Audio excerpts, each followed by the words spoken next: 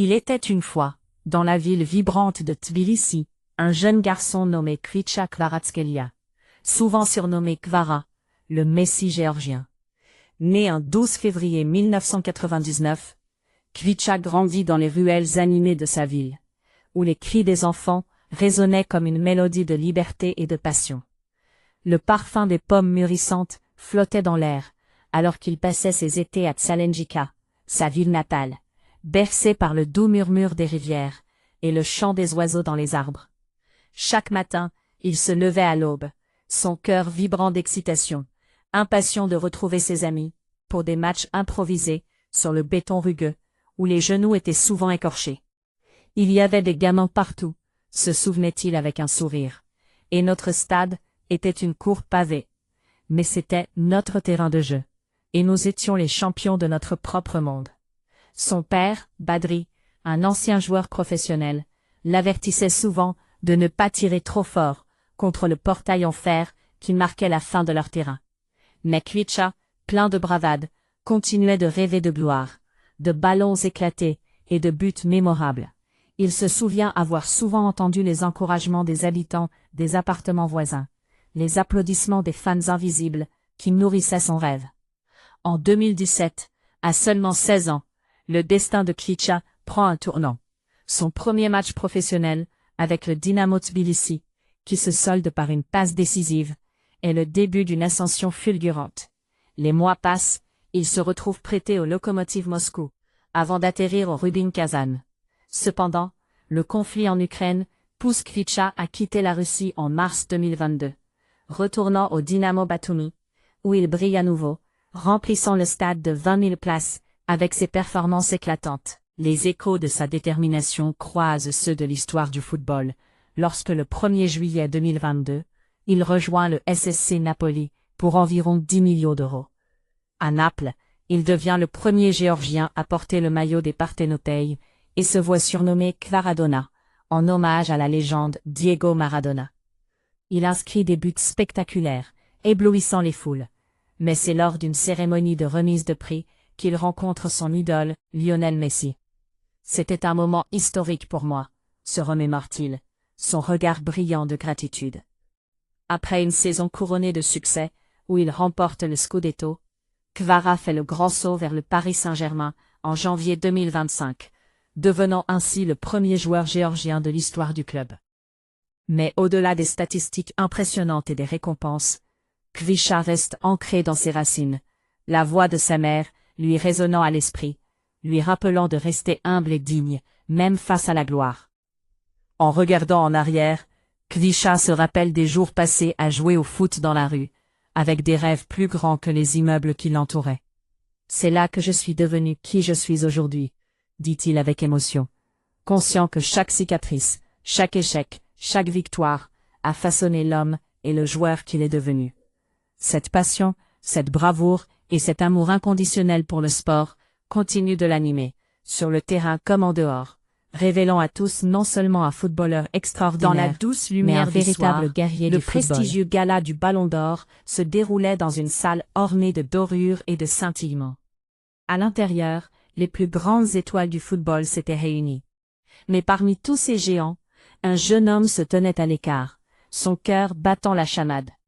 Kvicha Kvaratskhelia, l'attaquant géorgien du Napoli, se sentait comme un rêveur au milieu d'une légende.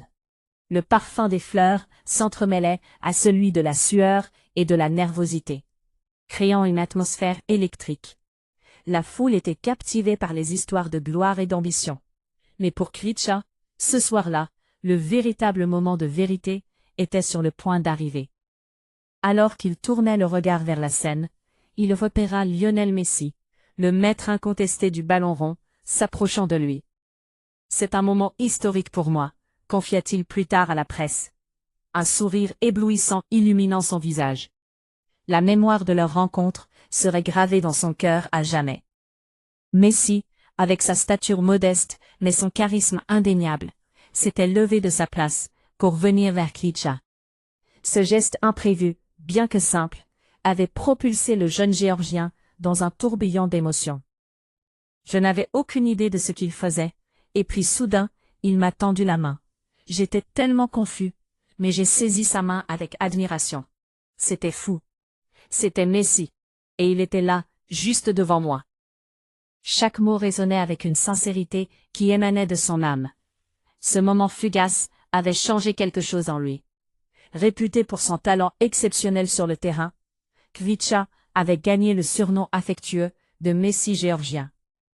Cependant derrière cette étiquette, se cachait un jeune homme qui idolâtrait un autre géant du football, Cristiano Ronaldo. L'ironie de la situation n'échappait à personne, et il se mit à sourire, en se remémorant combien il avait souhaité porter le numéro 7, tout en finissant par choisir le 77, lorsque le maillot était déjà pris. Dans une interview, il évoqua une autre idole de son enfance, Guti Hernandez. Évoquer Guti, c'était parler du passé, des jours passés dans les rues de Tbilissi, où il imita son héros, en écrivant le nom et le numéro sur un vieux t-shirt. « J'espère qu'un jour il pourra venir au Real », avait déclaré Guti, lorsqu'il avait appris que Kvaratskhelia était son fan. Ce lien entre les deux joueurs, bien que virtuel, était tissé de respect et d'admiration. Pour Kvicha, le Real Madrid représentait bien plus qu'un club. C'était un rêve insatiable. « Mon plus grand rêve est de remporter la Ligue des Champions avec eux », révéla-t-il, la passion brûlant dans ses yeux. Les souvenirs de ses soirées devant la télévision avec ses frères, à regarder les matchs, lui revenaient avec une intensité poignante. Mais la vie l'avait mis à l'épreuve. Et son départ pour la Russie était un choix tragique mais nécessaire, lorsque son père tomba gravement malade.